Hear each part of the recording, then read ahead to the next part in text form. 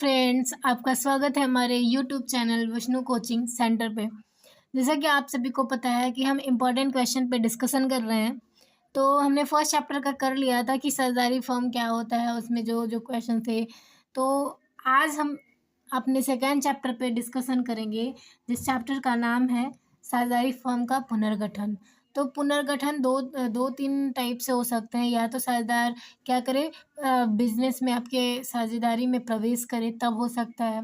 साझेदारी से अवकाश ग्रहण करे तब हो सकता है। साझेदारों में से किसी एक साझेदार की मृत्यु हो जाए तब हो सकता है। ठीक है, कई सारे कंडीशन हो सकते हैं पुनर्गठन के।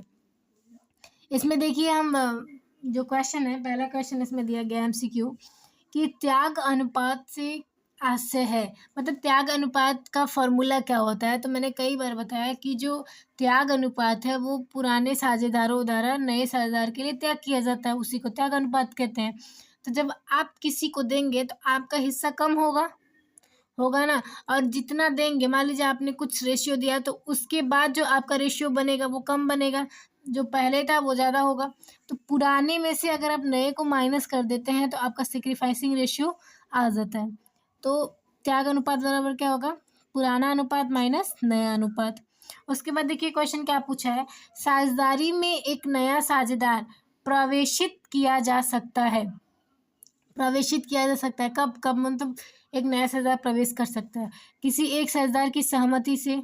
ठीक है, अधिकांश साझेदारों की सहमति से, सभी पुराने साझेदारों की सहमति से, 2/3 पुराने साझेदारों की सहमति से। तो इसका आंसर तो आपको पता ही होगा कि सभी पुराने साझेदार, जितने भी साझेदार काम कर रहे हैं, अगर वो चाहते हैं कि कोई नया साझेदार आए तो वो आ सकता है, न कि किसी एक के, न कि बहुसंख्यक से, न कि 2/3 से। सभी साझेदार की सहमति होगी तभी कोई आ सकता है।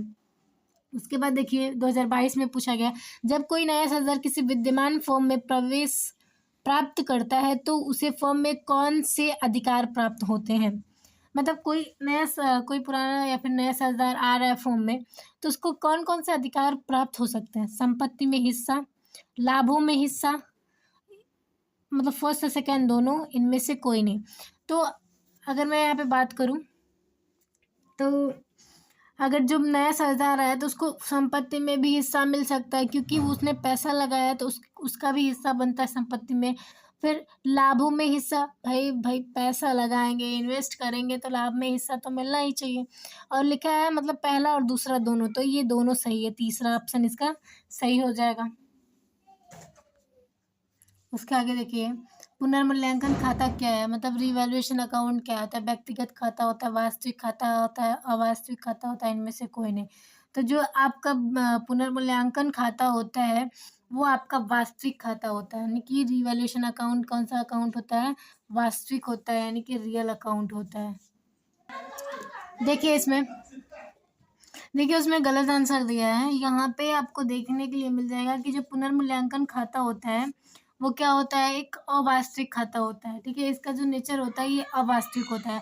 उसमें वास्तविक दिया है जो कि गलत है। ठीक है, क्योंकि हम जब भी रिवैल्यूएशन अकाउंट बनाते हैं, हाँ मानते हैं कि संपत्ति से रिलेटेड ही होता है, लेकिन जो कमी या फिर जो वृद्धि होती है उसी को दिखाते हैं। तो कमी और वृद्धि किस में देखते हैं हम, नॉमिनल अकाउंट में।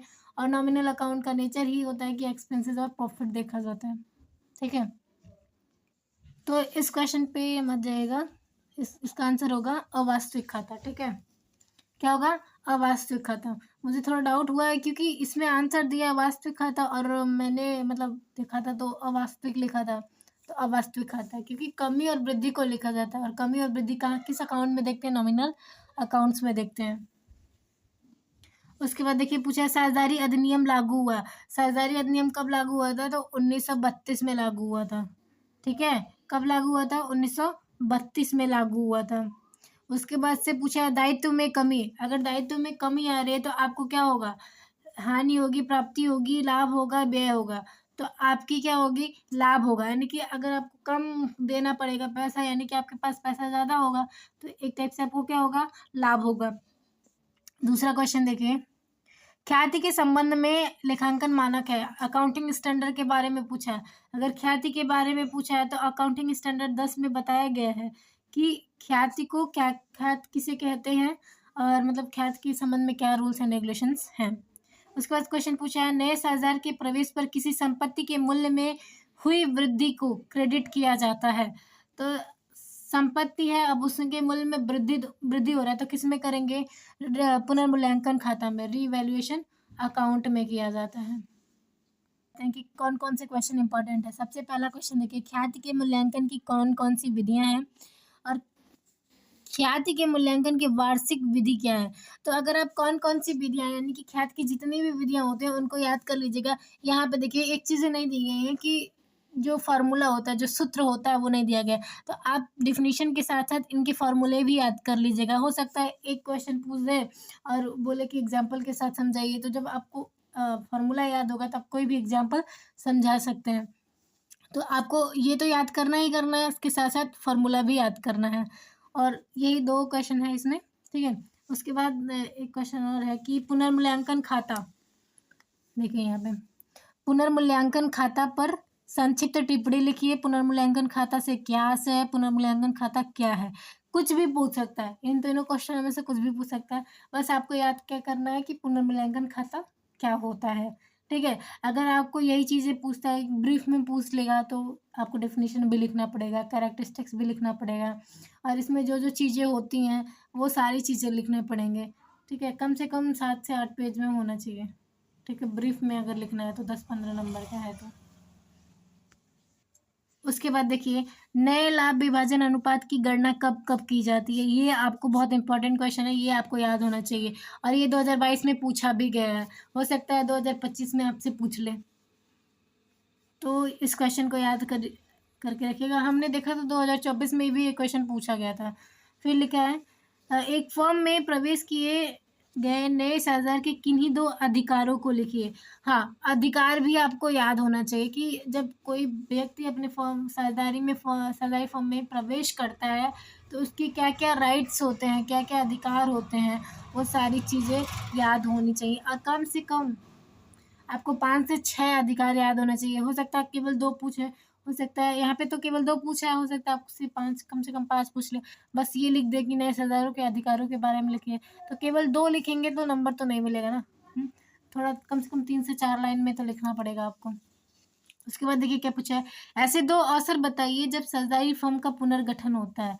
तो 2 क्या, आपको 2-3 अवसर पता है, और तीनों अवसरों को आपको याद रखना है कि जब नया शेयरधार का प्रवेश होता है, फिर अगर वर्तमान में कोई शेयरधार अवकाश ग्रहण कर रहा है, किसी शेयरधार की मृत्यु हो गई, या फिर कोई शेयरधार चला गया है, तो इन सारे टॉपिक्स आपको याद रखने पड़ेंगे कि कब कब आप पुनर्मूल्यांकन खाता बनाते हैं। देखिए एक क्वेश्चन और है कि छिपी हुई ख्याति पर संक्षिप्त टिप्पणी लिखिए, ठीक है, या फिर अदृश्य ख्याति के नाम से पूछ सकता है। तो ये दोनों क्वेश्चन सेम है, आपके आंसर बस याद रखने हैं कि हिडन गुडविल क्या होता है। और साथ में एक क्वेश्चन और याद रखिएगा कि जो हमारा सेक्रीफाइसिंग रेशियो होता है और जो गेनिंग रेशियो होता है, उन दोनों के बीच में डिफरेंस क्या है, ठीक है। इन दोनों के बीच में डिफरेंस क्या है आपको याद रखना है, हो सकता है वो भी क्वेश्चन पूछ सकता है। तो बस इस चैप्टर में जहाँ तक मुझे लग रहा है कि बस इतना ही है। देखिए कुछ विस्तृत क्वेश्चन है कि पुनर्मूल्यांकन खाता से क्या आशय है, एक शेयरधार के प्रवेश पर पुनर्मूल्यांकन खाता तैयार किए जाने के कारण बताइए। वही क्वेश्चन है जो वहाँ पे छोटा छोटा करके दिया था, 2 टर्म में 2 क्वेश्चन करके, वहाँ यहाँ पे 1 करके दिया है। तो आपको ये याद रखना है कि पुनर्मूल्यांकन खाता क्या होता है, क्यों बनाया जाता है, कब बनाया जाता है, ये सारी चीज़ें आपको याद रहेंगी तो इस क्वेश्चन का आंसर आप कर लेंगे। ऐसे ही ख्याति क्या होती है ये याद रखना है, ख्याति कितने प्रकार की होती है, उसके फॉर्मूले क्या क्या होते हैं, उस पर 1-2 एग्जाम्पल भी मतलब ऐसा मतलब लगाइएगा कि हो जाए। और कम से कम अगर 6 नंबर का है, 10 नंबर का है, तो 4 से 5 से 6 पेज में होना चाहिए, ठीक है। देखिए कैसे कैसे क्वेश्चन पूछें। ख्याति से क्या आशय है, ख्याति के मूल्यांकन की प्रमुख विधियों को उल्लेख कीजिए तथा किसी एक विधि का उदाहरण सहित समझाइए। मतलब उदाहरण याद रहेगा तभी तो लिख पाएंगे। फिर देखिए ख्याति के मूल्यांकन की कौन कौन सी विधियां हैं उनको समझाइए। तो ये सारी चीज़ें, वही क्वेश्चन बार बार रिपीट करके पूछेगा, तो आपको इतना बस इस चैप्टर में याद करना और कुछ नहीं याद करना है। बाकी अगर वीडियो पसंद आए तो प्लीज़ लाइक एंड सब्सक्राइब कीजिएगा और ज़्यादा से ज़्यादा शेयर कीजिएगा। Thank you.